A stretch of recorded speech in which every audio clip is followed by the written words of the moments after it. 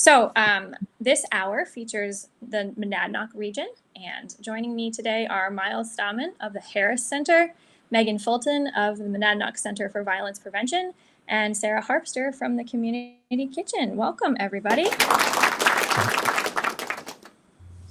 Thank you. Thank you. So I'm going to let everybody take a few minutes to introduce themselves and their nonprofit organization, talk about what they're raising money for today. And I'll go last. So let's see. Megan, you want to kick it off? Sure. Hi, everyone. I'm Megan Fulton. I am the Development Director at MCVP, Crisis and Prevention Center.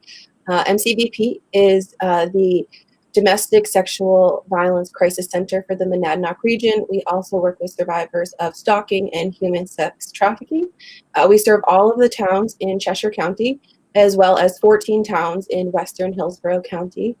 We believe that everyone has the right to live free from violence and a life with dignity. To achieve this, we have a two-prong approach through direct service intervention. So that's anything from safety planning with survivors to meeting survivors at the hospital or at police stations, helping them with court advocacy. And then we also have prevention education. We're in about 35 to 36 schools on a non-COVID year, offering free evidence and research-based prevention programming for students ages 3 through college. So that's MCVP in a nutshell. Fantastic work. Sarah? Good morning. I'm joining you from the Community Kitchen. We're the largest food security organization in the Monadnock region, but we partner with many other pantries and food security and hunger prevention organizations across the region to ensure that people who face food insecurity in the community have the resources that they need, the food resources that they need, but we also work on ensuring that they have the economic security to reach food security, that they have quality food available at all times. And this, as we're going into the summertime and with New Hampshire Gives fundraiser, we're really focusing on children that are home from school. We work with a lot of other organizations like Southwestern Community Services, Monadnock Understands Childhood Hunger, and others to help ensure that kids are fed in those times when they're not in school. But we also have the opportunity through our pantry program to really ensure that every meal that they might have been having at school, where there's free lunch and free breakfast or reduced lunch and breakfast, that those resources are available to people who come to the community kitchen, and that we're able to purchase those foods to ensure that they have a quality meal throughout the week. So that's what we're working on. And we're really excited to be part of New Hampshire Gives. And as at my last check, we were pretty close to reaching our goal. Fantastic. Miles? Hello, everybody. I'm Miles. I work at the Harris Center for Conservation Education, and we love our community here in New Hampshire and beyond. The Harris Center is all about connecting people of all ages to nature. We have 4 main program areas. We do environmental education in schools. We have community programs. We do land conservation and community science. So our 6 teacher naturalists go to schools throughout the region. I think we're in 30 different schools, grades pre-K through 10th grade, depending on the school district. We've done over 50 community programs this year already, mostly through Zoom. That's really extended our reach. We conserve over 24,000 acres of land with 20 miles of hiking trails here in the Monadnock region. Our offices are based in Hancock. We also do community science. So these include things like SparkNet, where we do salamander surveys. We just erected a MODIS tower to help track migrating birds. And we do run the Pac Monadnock Raptor Observatory up on Pac Monadnock. So we're all about inspiring future generations of land stewards and people who care about the environment. Thank you, Miles. So my name is Holly Gibson. I am the Director of Development at MoCo Arts in Keene. MoCo is an arts education organization. In a normal year, we see over 3,200 students per year. We offer over 75 classes per week in dance, theater, and young arts. We also have a couple of adult dance classes for people who don't maybe feel like they still fall into the kids bracket, but still want to participate in the awesome benefits of dance and of theater too. We also do summer camp and vacation camps, which are multi-arts camps, and offer kids the opportunity to be exposed to the arts across the board. So we are really committed to the idea that the arts are for all. We know that there is a misconception that or maybe just a perception that the arts are only for the wealthy. And here in Keene, that is not true, because at MoCo Arts, we have a really robust tuition assistance program. We accept families from all walks of life. We award over $79,000 annually in tuition assistance, which includes a unique partnership with another great organization in Keene, which is the Keene Housing Kids Collaborative, where kids who live in Keene housing residences are able to attend classes and camps at MoCo for free. So we do it all here. We're educating students in dance and theater, but we're not expecting them all to be on stage for the rest of their life. We are also offering life skills. We're teaching students perseverance and teamwork and adaptability, especially this year. For the past year, we've been starting at the beginning of the pandemic. We did all of our classes online, and then we've been offering a hybrid model that allows students to be in the studio safely, distanced, masked, and we're doing temperature checks and all of those protocols that are keeping our kids safe. And we're also offering a hybrid option where students can take class online if they prefer, if their family feels better with that option in place. We did our performances online, and just this past weekend and the weekend before, we had our first live performances in over a year. The last time we had students on stage was in January of 2020. And one of the things that's really important about MoCo is that we are a safe space for kids in the Keene community. We've been offering this haven from the craziness of the pandemic and the strangeness of taking classes online. We've heard time and time again that MoCo has been a beacon for these kids and has provided such a boost to their mental health through this really uncertain time. So that is MoCo in a nutshell. And now I think we're going to talk a little bit about the Monadnock region, some of our incredible organizations around here, and kind of how we're building back and building a stronger community following the pandemic.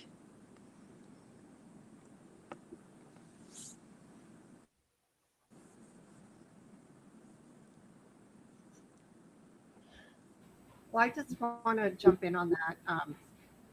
As we come out of the pandemic, the conversation around the community kitchen and with a lot of our partners has been about resilience, about building back stronger, about building stronger partnerships across organizations. We really feel like there are plenty of opportunities out there. There's so much talent. There's so much. You were talking at the top of the hour about the community spirit that we have in our region to collaborate and to work together. But sometimes, really we get very involved in our programs sometimes, and the pandemic's been an opportunity to kind of step back and look at where we have opportunities to collaborate and maximize those relationships that we have, and dig a little deeper into where root causes of people's vulnerabilities could really be addressed, and where we could get innovative and collaborative. I know we have a lot of educators here and people really working with youth and, looking forward, and families, I think, is a theme here, especially with MCVP here as well, to dig down and look at where people maybe in isolation can really be supported, where they aren't typically seen. The pandemic has given us a chance to step back and look into those spaces and think about neat ways that we could be working together that before we hadn't necessarily seen, because we were busy working on kind of our core and front and center projects. So that's kind of what we've been seeing at the community kitchen, and we are hoping next year to be launching a mobile food pantry program that is kind of our first step in that direction of reaching out to some of the areas that we haven't been present before, and having a physical place where we have opportunity to collaborate in some of the other communities outside of kind of the center that's being, that we're used to focusing on. So that's how we're looking at it over here, and I bet that every organization has had similar conversations as we come out of the pandemic. I think a mobile food pantry is amazing. That's such a need, and it meets so many like gaps in service. I bet. I feel like you must have a lot of people who don't have the means to get to the community kitchen, maybe, and so having the food pantry coming to them is amazing. We find that that's the case as well. Transportation is a barrier, and in the past, we've done what we can. We've put teachers in studios and in classrooms at places where there is more likely where it is more likely that people wouldn't be able to come to Keene, and also where we feel that transportation is a barrier, even just to accessibility for any family where it's 35 or 40 minutes away. And so we've had the opportunity in the past to send our teachers to schools like in Hinsdale or in Winchester, where it's a long drive to Keene and it might not work with a family schedule. So I think that's so important to have that mobile ability. Yeah, and just to kind of piggyback off of that, I think the transportation was definitely, and just availability was a challenge for us throughout the pandemic at MCVP. We so heavily rely on walk-in services, meeting with survivors face to face, having that ability to be in a confidential, safe space. And then when the pandemic hit, we didn't have that ability. We couldn't have survivors in our office. We went to remote work, and like traditionally, we wouldn't necessarily recommend that because it's not necessarily secure. Things are changing. There are definitely more secure platforms, and that's one thing that we were able to look into, to offering video calls and other ways that we could meet with survivors, because that face-to-face interaction just wasn't an option. And I just also, the resiliency of survivors through this whole thing, I think, is really important. So many people were, with stay-at-home orders to keep us all safe from the pandemic.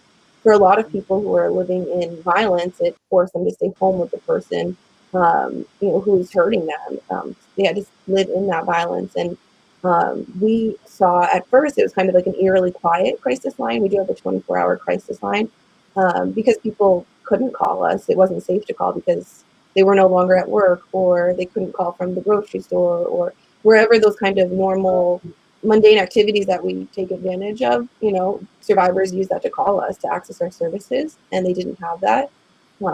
We saw an uptick in calls for people fleeing, just needing to get out. And again, because of the pandemic, we couldn't get them into hotels. We, weren't able to transition people in and out of shelter as much as, which is all of the crisis centers went through this pandemic. So we're now seeing, sort of the tail end of people vaccinated, that the survivors, they're strong, they're mighty, and they're, calling us, they're accessing our services again. We're starting to see people in person.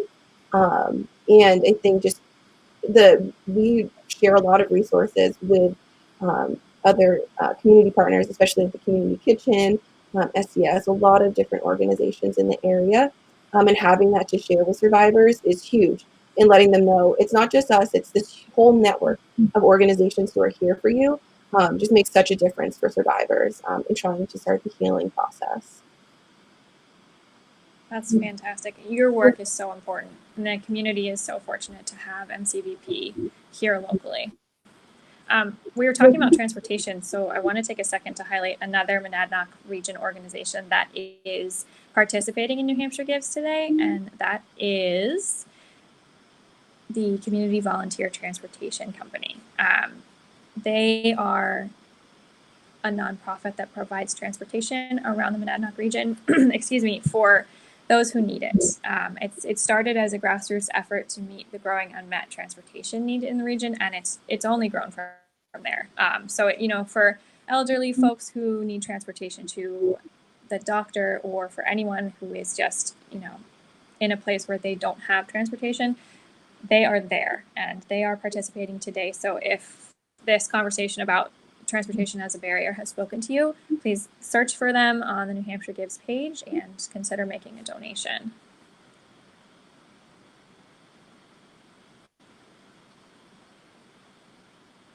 I guess I'll chime in here as well about speaking about resiliency of the region.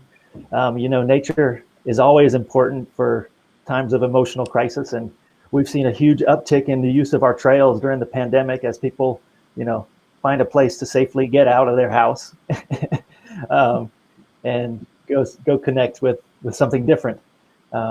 We've also been able to expand our programming quite a bit through Zoom as far as reach, and we've been able to upload a lot of our community programs to our YouTube channel. So tons of nature education on our YouTube channel that can be accessed far and wide. And that's been hugely successful for us during the pandemic, and providing even more services to more people during this time. It was nice to have that resource available to go outside and hike. And I know that a lot of people became outdoors people when they weren't necessarily before. And so I'll jump in and just talk a little bit about the arts and the experience of the arts during, especially the beginning of the pandemic with the shutdown. I think arts are something that it's always there in the background. And unless you are a person who feels really connected to the arts community and actively seeks out the arts and live arts experiences, you might not realize how much of your day-to-day life is affected by the arts. When the shutdown started, we were all sitting on our couches. What were we doing? We were watching TV, we were listening to music, reading books, or doodling while we were on FaceTime calls with our family, wondering what the heck is going on. And even like to the point of people were just watching TikTok and making TikToks. All of that is the arts, and the arts, I think, played a huge part, especially at the beginning of the pandemic, in bolstering people's mental health. If you're trapped alone in your house or your room, if you're stuck at college, but you have that connection through TV and music and through social media, it's really a benefit to mental health to have the arts around. And so I'm happy to say that the arts of the Monadnock region are coming back, and they are building back stronger. There's Apple Hill and the Shwelit concerts. There's the Peterborough Players and the Mariposa Museum in Peterborough, the Park Theater in Jaffrey. There's the Makerspace in Peterborough. There are so many. Raylan Moore Opera and Moco Arts. I can't not mention Moco, of course. And there's a Makerspace in Keene as well. Arts Alive is doing a lot of work to bring the arts back in the community. So we're just at the beginning stages now. Like I said, we just had our first live performances, but it was amazing to see the kids on stage, and it was just sitting in a room, socially distanced, masked, and it was a small audience, and of course, but seeing the kids on stage and seeing the joy on their faces and the joy on the audience faces was amazing. And so I'm so happy that is coming back. And I actually yesterday got a kind of behind the scenes sneak peek of the Colonial Performing Arts Center's showroom, which is their new venue. And that was really cool. That's going to be great. I can't wait to go see movies there. And the arts, they're coming back in the region, and I encourage everybody to check them out and to get a sense of that joy that's coming back with them. Yeah, and I think if you're in Keene, this week is the Art Walk downtown. Yes, thank you. Yes, it is. Wonderful. Yeah, that's a wonderful partnership between the arts and local businesses, where all of the shops in Main Street in Keene will hang artists' work. So you can do a whole walk down the Main Street, maybe grab dinner at one of the restaurants. It's really nice, collaborative atmosphere in the area. Thinking of mental health too, there's also a lot of great organizations that focus on mental health in the region. There's Monadnock Peer Support. They offer a lot of support groups, and they have a warm line. There's Monadnock Family Services and MAPS Counseling, which are also great resources for folks who are maybe looking for more specific mental health support. That's great. I think mental health support is going to be so important as we come back from the pandemic. And I think it's been, having this strange period of time has really been an opportunity for us as humans and us as a community to start to recognize the importance of caring for our mental health individually and as a community. And we're so fortunate in the Monadnock region to have so many organizations that do focus on mental health and wellness. And, you know, I think that the human services organizations in the Monadnock region are really the bedrock that this community is built on, because without those, you know, we would be in an entirely different position.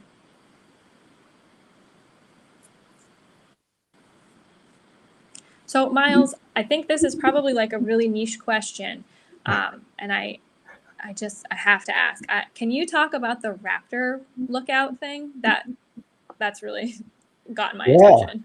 Absolutely. So the Raptor Observatory has been operating for, I want to say, definitely over 5 years, and we're keeping data on the number of raptors migrating through that region every year. And there's hawk watches like that all up and down the East Coast as birds make their migration. Here, I've got a little pamphlet about it. You can see that the migration starts in September and goes through November, and the different birds fly through at different times. You can see them. The biggest group are the broad-wing hawks that come through in September, and they count, you know, over 1,000 broad-wing hawks that go through there. And wow. They get a lot of support from volunteers that come and help count the raptors that are very engaged. You know, everybody brings up their binoculars and watches the sky. Cool. That's really cool. I didn't realize that was so close to me. So I'll have to check it out. Come visit between September and November. Okay, I will. That's cool. I have a 5-year-old. I think he would just love that. So we'll be there. Cool.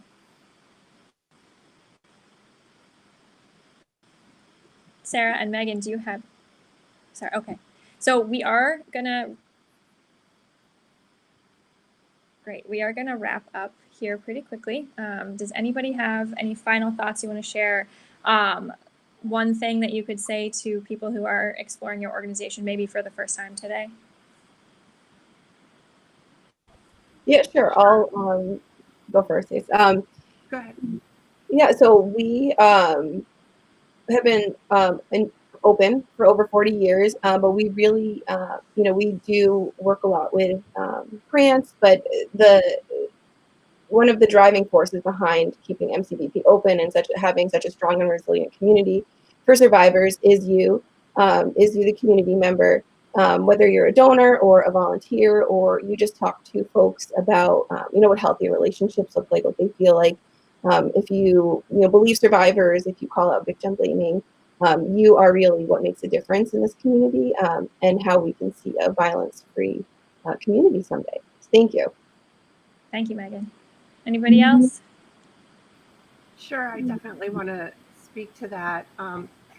At the Community Kitchen, we've been here for over 35 years and meeting people's basic needs. And I really see this as part and parcel of everything else that you've had in this conversation. The Monadnock region, I think, will build back stronger.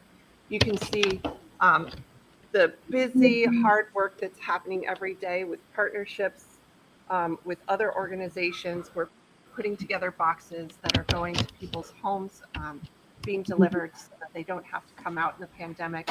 We never missed a delivery over the pandemic, and we were able to pivot to safe operations and keep delivering our services. But as we build back, we hope that not only will we be meeting everyone's basic needs, but also their mental, emotional, social, recreational needs as we build a strong community back after the pandemic. So if people are looking to invest across your community, and these pieces will be working together to build back stronger. Thank you, Sarah. Yeah, and if you're looking to invest in environmental education and conservation, consider the Harris Center. You know, all of our programs are 6-teacher naturalists going into the schools. That all takes resources to conduct, and all our donations go directly into our programming. So, yeah, we appreciate it, all the support. Thanks, Miles. So I just want to wrap up and say thank you to everyone for following along today. Thank you to our supporters from the Monadnock region and to supporters of New Hampshire Gives across the state. If you're considering supporting local arts today, thank you.